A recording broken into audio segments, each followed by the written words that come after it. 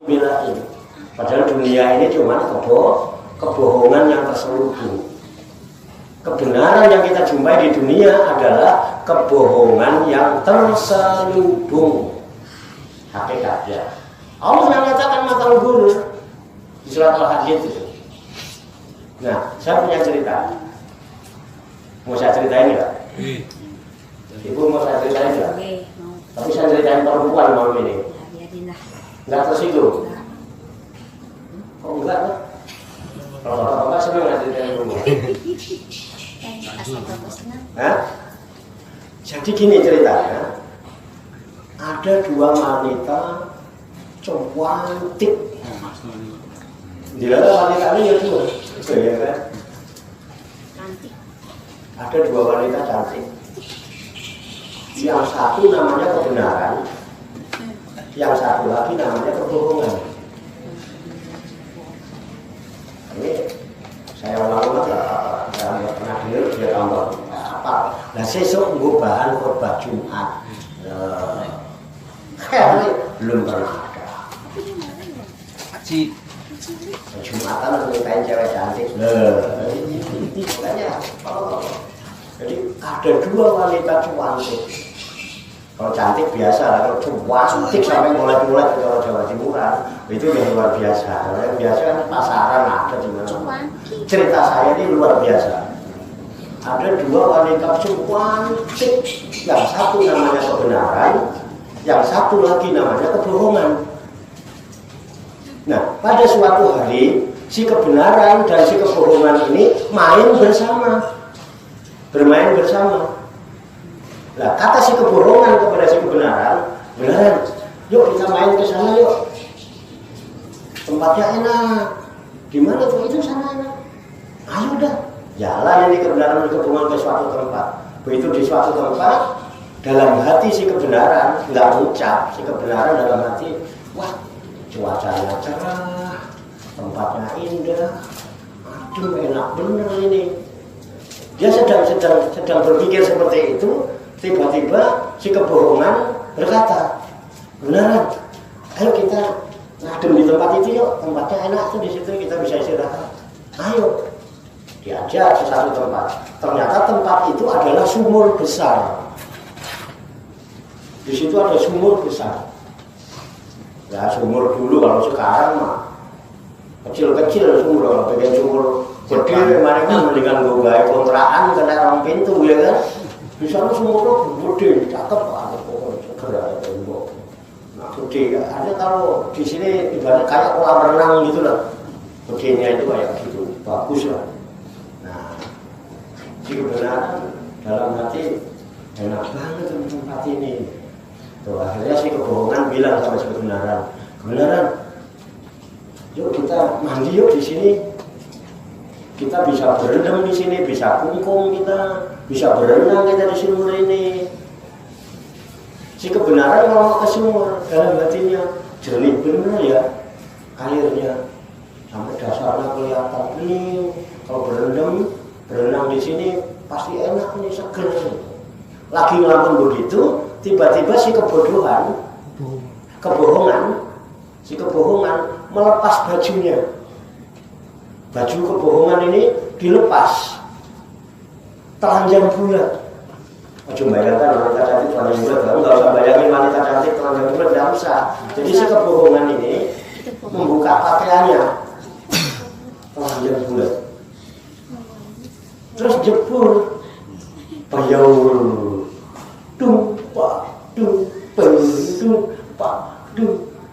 buruan ya, ceblon,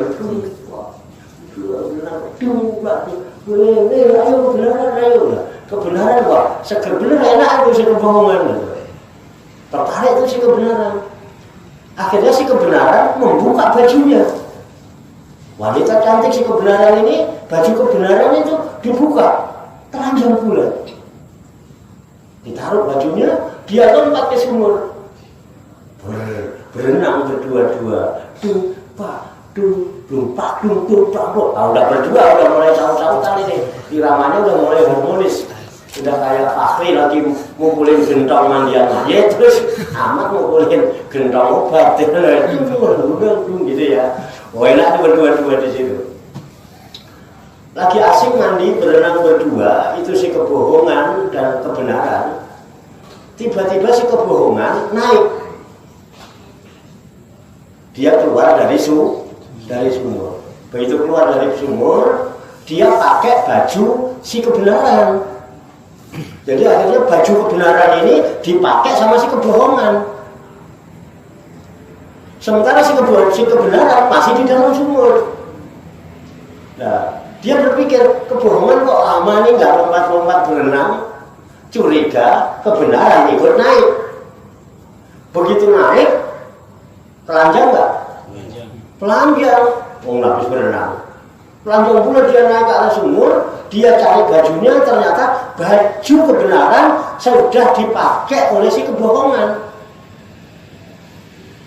Lalu si kebohongan teriak-teriak, kebohongan, itu baju gue itu. Ngapa baju gue lo pakai? Akhirnya apa? Si kebenaran ini kecewa, kesel, dan malu. Akhirnya malu saya. Kenapa? Itu baju kebenaran kok dipakai untuk membungkus kebohongan. Malu saya jadinya. Si kebenaran yang malu melihat kelakuan si kebohongan itu. Dia pakai baju kebenaran untuk bohongin orang. Orang banyak tertipu. Si kebohongan malu, kecewa, marah. Coba bayangkan, orang kecewa, orang malu, wajahnya ceria apa tidak? Enggak. Kusut. Sehingga orang-orang lihat kebenaran itu kayak antipati tuh. Kebenaran wajahnya gitu ya kan?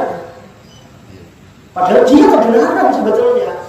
Tapi orang lihat kayak gimana gitu. Karena kebenaran itu sedang kecewa, sedang kesel, sedang malu. Wajahnya begitu itu.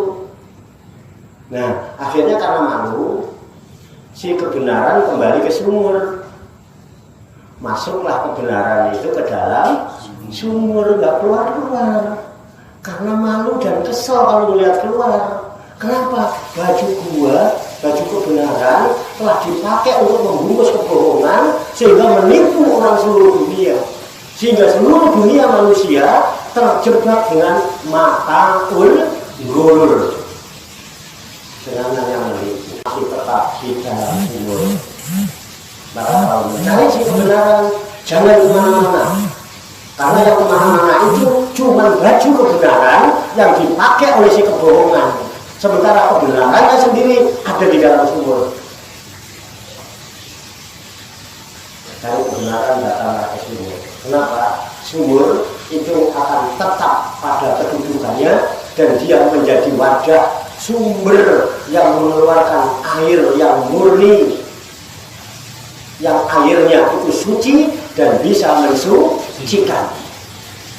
Kalau nyari keluar, kalau air sudah keluar dari sumur, tidak jelas.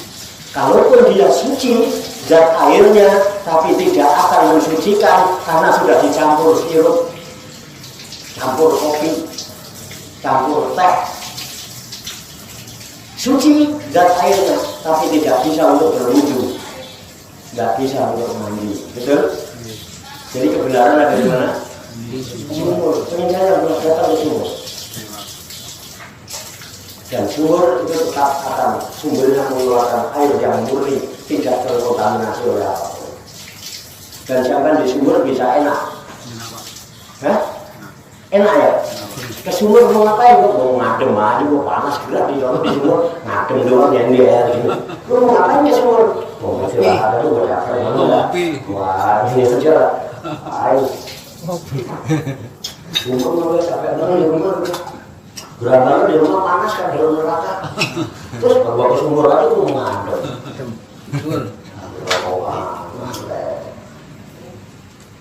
Terus dia kali yang penting itu rokok, ngadem, ngopi. Itu tulis lah, nggak tahu selangnya susah ngomong. Pinter-pinter yang kita aja nggak tahu. Dunia sini akal-akalan. Betul. Ganti yang hangat. Loh. Di sumur mau ngadem boleh, rokokan boleh. Saya mau sekedar mau cuci muka, silakan di sumur cuci muka, adem, istirahat lagi rokokan. Adem di sumur boleh. Saya pengen mandi, silakan mandi di sumur.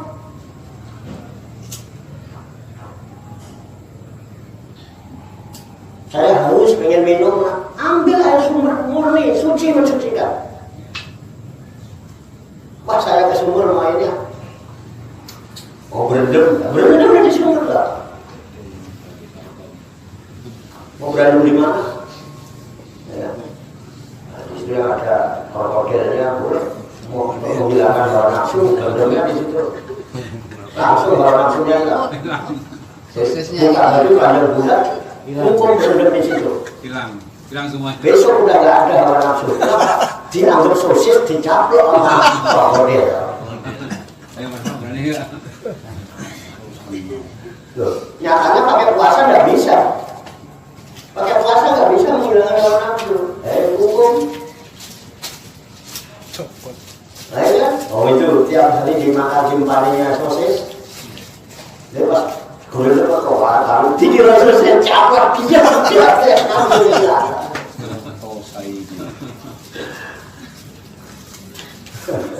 Bercanda tapi serius ya. Jadi begitu ceritanya. Sampai ke sumber tersalah. Di situ ada sumber air yang murni. Cuma mau ngadem, ngopi, rokokan, enggak apa-apa. Mau cuci muka, raut, enggak apa-apa. Mau mandi, enggak apa-apa. Airnya suci dan menyucikan. Lebih dari 2 bulan. Terjaga kesuciannya. Betul? Ya. Saya jangan cuma mandi berendam. Gua mau bawa jerigen. Mau bawa jerigen. Saya mau bawa galon. Mau bawa galon. Saya mau bawa botol aqua yang kecil. Apapun terserah sesuai kebutuhanmu. Pulang nanti bawa pulang lah. Malah barokah biar buat yang di rumah, buat anak, istri, cucu. Please. Kenapa? Yang namanya sumber dibutuhkan nggak dibutuhkan dia nyumber. Betul? Dan nggak harus beli. Karena sumber nggak pernah jualan. Tapi kalau nggak keluar dari sumur, masuk teko, betul nggak? Wah, jadi kopi, jadi teh, es, terus isinya terbatas. Siapa nih? Dedi, 11 wae, tuangin 11. Cis, berapa? 5.000. Murahan, udah mulai murahan kalau udah keluar dari sumur. Masuk teko murahan. Amat dikit aja separuh din. Piro? 2.000. Terus kesana kesini teko itu tergantung yang beli. Dibeli, dibawa kemana-mana, diisi sesuai dengan kepentingan yang bayarnya. Murah apa murahan? Murahan. Sumur murah, tidak pernah jualan sumur itu. Harus kok timbul berapa galon, berapa pikul, bawa pulang, tidak perlu beli. Jadi sumur itu murah apa murahan? Murah. Sumur murah. Teko mesti murahan. Didol kalau ini sesuai dengan kepentingan orang yang belinya. Oke, bro. Oke. Jadi wanita kebenaran ada di mana? Sumur. Sementara yang keluyuran wanita kebohongan yang pakai baju Kebenaran. siap-siap tertipu bro oleh baju kebenaran yang dipakai oleh si pembohong itu. sudah mengatakan 1500 tahun yang lalu, wa mal hayatud dunya illa mata'ul ghurur. Kebenaran di dunia adalah kebohongan yang terselubung. Besok Jumat yang khotbah siapa? Jul. Jul. Ayo stop. Ayah, wali piro. Wah, ini murahan udah wali piro murahan. Kalau Anda khotib dikasih amplop komplain murahan. Mas No. Saidi. Khotib kok dikasih amplop komplain.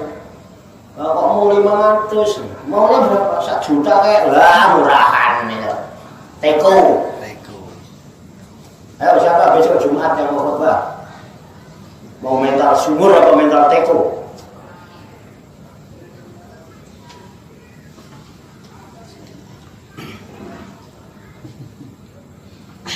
Sunyi amat. Lemi. Ayo silakan Des. Orang ini. Itulah kisah kebenaran dalam sumur. Maka jadilah sumur, jangan jadi teko. Karena sumur itu murah, tapi tidak murahan. Ya, kalau iklan apa kan? Murah, tapi tidak murah. Oke bro, dihilangkan ya mental-mental itu dihilangkan. Jangan sampai ada laporan lagi ke saya tentang urusan-urusan kayak gitu. Dan saya kalau dengar orang Darussalikin mentalnya begitu, berhenti dari Darussalikin. Tidak mau saya ada laporan dari masjid. Karena ketum sama penasehat dewan masjid sudah datang ke saya, tak ambil.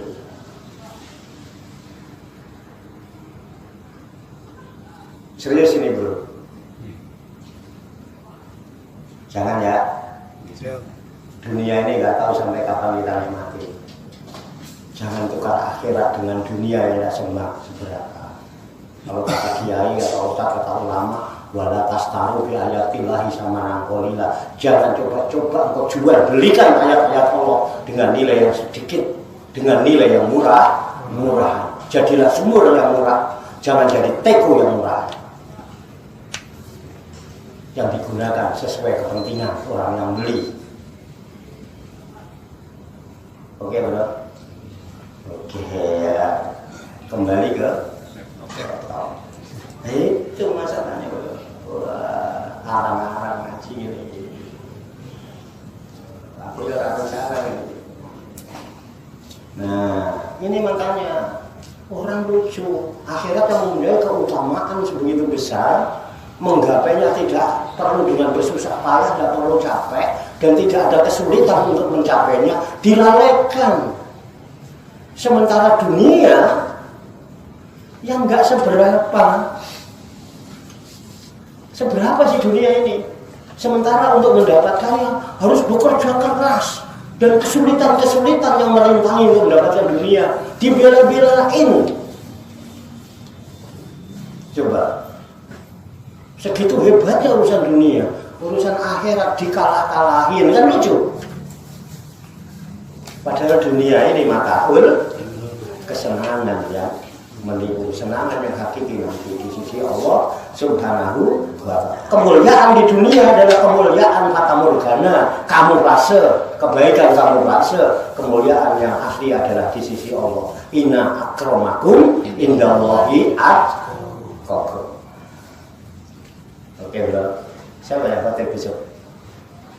Sampai.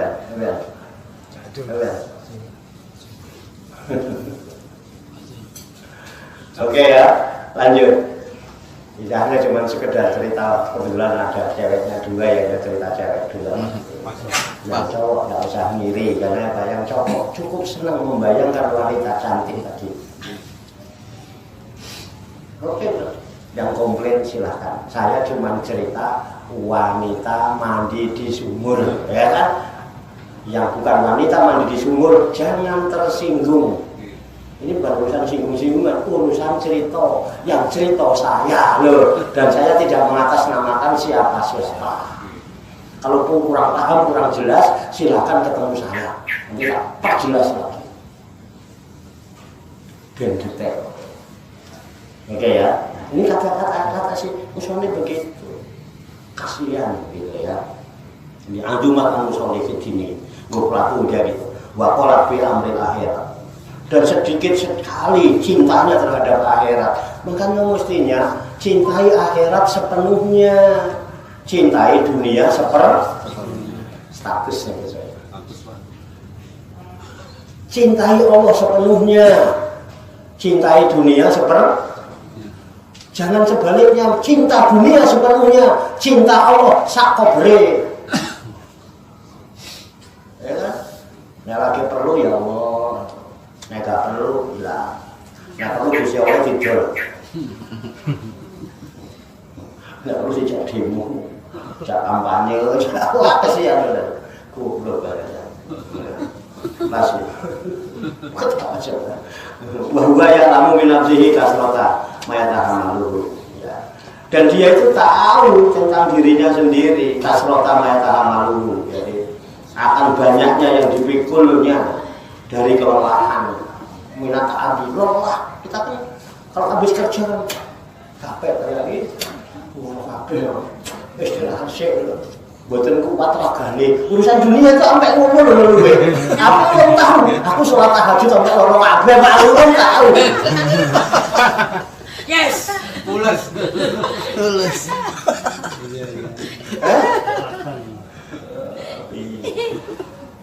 Ngometa kae ora filah ning jero gua gatune turu. Dia purane diancuk. Ya kali aku. Aku enggak mendua. Wah. Aku muter-muter. Tak kira nek topo tenan. Biar nek ngerti arep turu ora tak gawe ngene tak gawe kotak nang lawak di kunci. Ngerti yo turu. Cajar orang genah tenan kadang-kadang ya. Ora semuanya mlebu gua ora turu. Menang. Turu nang kamar. Bercanda bro. Tapi serius. Wayukosi minal masaki ya. Dan mengukur kemasakotan ya. Terus perolahan, kesulitan. Ada yang betapa sulitnya. Bitolabi ribet dunia ya di dalam mencari keuntungan dunia yasir yang sedikit al-hakir lagi hina dunia itu sedikit lagi hina tapi betapa sulit kita untuk mencari tapi dibela-belain akhirat yang tidak susah tidak sulit tidak apa punya keutamaan yang luar biasa disepelein malah kadang-kadang ditukar dengan kepentingan dunia akhirat diakal-akalin, yang penting dunia dapat gendeng kan? Ono kok urip ngono. Makanya wa idza tasallahu minhu syai'un tafihun. Dan apabila telah berhasil dari keuntungan dunia baginya sesuatu, tafihun yang sedikit itu bita'abin dengan capek, kasirin yang banyak, nasiyah ta'abahu, maka ia lupa akan capeknya. Wa ada mana lahu min rizqid dunya faniyah, dan menganggap apa yang ia peroleh dari keuntungan dunia yang rusak itu gonaman jasiman sebagai keuntungan yang besar. Begitu sudah dapat dunia yang didapatkan dengan bersusah susah orang diisin barang yang penting dunia dapat. Dia merasa karena itu dianggap sesuatu yang besar. Bahkan yang dimakan cuma sampai kenyang, diminum cuma sampai gelandangan, dipakai rabi kawin sampai ngilu. Enggak ada sampai enak, enggak ada sampai ngilu. Bar ngilu leh. Oh ngilu enggak? Ngilu enggak bagusnya? Ya coba tak jujur, ngilu enggak? Ngilu enak. Ngilu enak. Ngilu. Ngilu nambah. Saya ngilu kurang ngilu. Saya ngilu kan bapak-bapak terus masuk disek. Nyemplung semua. Nyemplung semua. Nambah Itu ya. Apalagi sama ya'rifu min nafsihi hadhihi asofa. Nah, terus dipertanyakan, apakah tidak takut orang-orang yang mengetahui dari dirinya sendiri hazihil ausofa, akan sifat seperti ini. Apa manusia yang ngerti sifatnya seperti ini nggak takut dia? Takut apa? Yakuna indallahi minal munafiqin, bahwa ia nanti di sisi Allah menjadi sebagian dari golongan orang munafik. Luarnya kebenaran tapi dalamnya kebohongan. Apa nggak takut? Kalau dia sendiri tahu sifatnya seperti itu, nanti di sisi Allah digolongkan orang munafik. Jangan munafikin orang, jangan ngapirin orang kalau lu sendiri pada munafik. Mau bohongin orang terus pakai jubah kebenaran ini.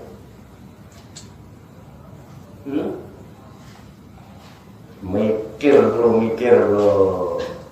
Ayo bro, mikir bro. Jangan berani bro. Munafik. Level munafik. Yakin.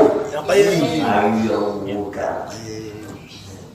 Wa bima wa adallahu bihi minal mutasakkikin. Dan di dalam apa yang telah Allah menjanjikannya dari orang-orang yang ragu-ragu.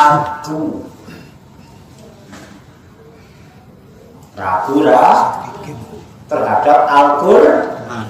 Orang yang ragu imannya dipertanyakan. Lah buat apa kalau tahlilan pakai nyebut dari kal kita pula roy babihi hudalil mustaqim. Itulah kitab suci Al-Quran yang tidak ada keraguan. Itu petunjuknya orang yang takwa. Tapi orang dienggu, cuman dipakai akal-akalan lu ngapusi uang munafik.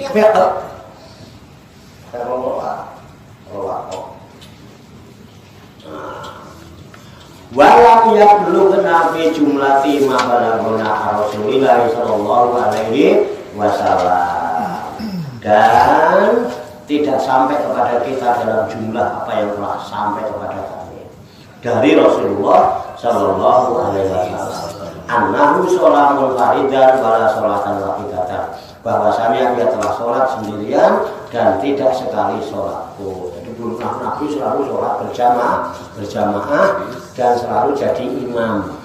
Nabi gutang nggak sholat, nggak jadi imam itu ketika beliau sakit, digantikan sahabatnya namanya Sayyidina Abu Bakar Siddiq. Ya, jadi untuk menjaga dengan sholat ya memudahkan, kemudian terus menerus sholat jamaah. Makanya usahakan kalau sholat sendirian tetap aja imaman, tidak apa-apa. Ya, karena di belakang kita pasti ada jin yang ikut. Dan jin itu jamaahnya sama manusia, dan jin tidak bisa mengimami manusia. Manusia bisa ngimamin jin, karena jin juga ditakluk ibadah. Wa ma khalaqtul jinna wal insa illa liya'budun. Jadi jin itu ya ibadah, tapi nggak bisa jadi imam. Dia makmumnya sama manusia. Makanya kalau pas ada yang kholat atau ada yang mu'tabah, kok nggak ada temennya, kok di belakang tiba-tiba ada yang amin, nah, mesti mereka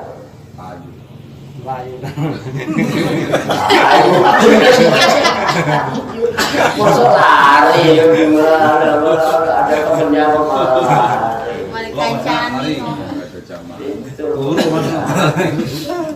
Karena jamaah itu termasuk itu jamaah. Wallahu a'lam bishawab.